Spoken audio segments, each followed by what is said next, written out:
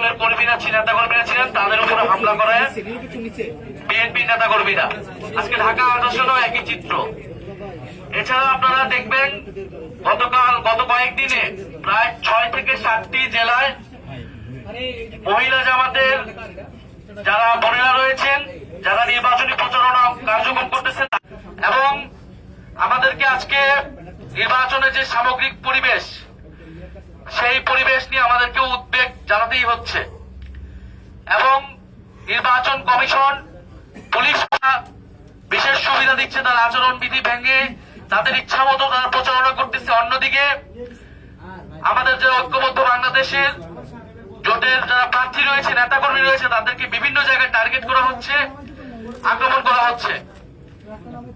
এটা স্পষ্টই level playing field চেয়েছিলেন।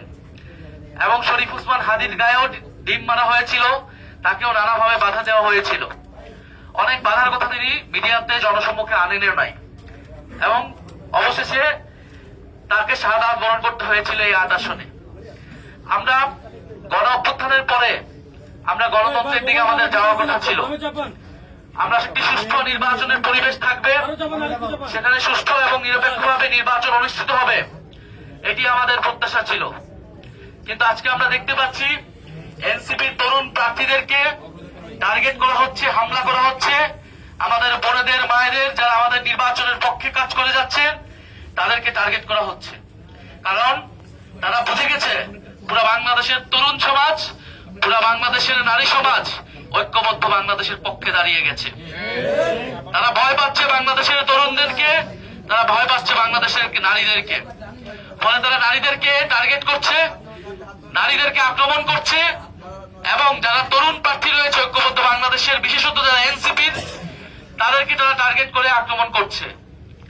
আমরা এখানে কোনো ভিকটিম কার্ড প্লে করতে আসি নাই। আমরা স্পষ্টভাবে বলতে আসছি, হুঁশিয়ারি দিতে আসছি, যদি আঘাত আসে তাহলে পাল্টা আঘাত আসবে। যদি নির্বাচন কমিশন নীরব ভূমিকা পালন করে, যদি পুলিশ নীরব ভূমিকা পালন করে, তাহলে আমাদের পক্ষ থেকে যা করণীয় আমরা তা করব। এক দলের প্রার্থীদের দিকে ডিম নিক্ষেপ করা হলে অন্য দলের প্রার্থীদের উপরেও ডিম পড়বে।